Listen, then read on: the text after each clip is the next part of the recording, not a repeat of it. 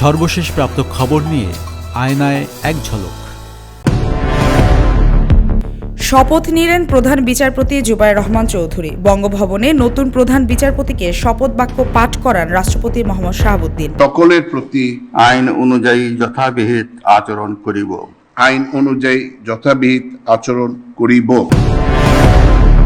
খালেদা জিয়া অত্যন্ত জটিল সংকটময় মুহূর্ত পার করছেন, জানালেন ডাক্তার জাহিদ। শনিবার মধ্যরাতে খালেদা জিয়ার স্বাস্থ্যের সর্বশেষ অবস্থা জানান তিনি।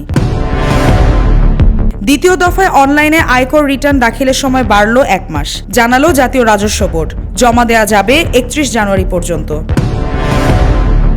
ওসমান হাদির হত্যাকারী ফয়সাল দেশ ছেড়ে পালিয়েছে, আনুষ্ঠানিকভাবে জানালো পুলিশ। মোট গ্রেফতার 11 জন, 6 জনের স্বীকারোক্তিমূলক জবানবন্দি। 7 থেকে 8 দিনের মধ্যে অভিযোগপত্র দাখিল। ফয়সাল ও আলমগীর ঘটনার পরপরই ঢাকা হতে সিএনজি করে আমিনবাজারে যায়। পরবর্তীতে তারা মানিকগঞ্জের কালামপুর যায়। সেখান থেকে পূর্ব পরিকল্পনা অনুযায়ী একটি প্রাইভেট কারে করে ময়মনসিংহের হালুয়াঘাটে পৌঁছে সীমান্ত পাড়ি দিতে সক্ষম হয়। হালুয়াঘাটের পূর্বে জনৈক ফিলিপ তাকে সীমান্ত পার করে ভারতের মেঘালয় রাজ্যে জনৈক পুত্রীর নিকট হস্তান্তর করে।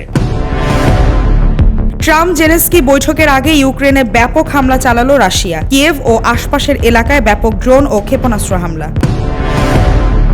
3 সন্তান সহ প্রাণ হারালো স্প্যানিশ ক্লাব ভ্যালেন্সিয়ার নারী দলের কোচ ফার্নান্দো মার্টিন। ইন্দোনেশিয়ার উপকূলে নৌকাডুবির শিকার হন তারা।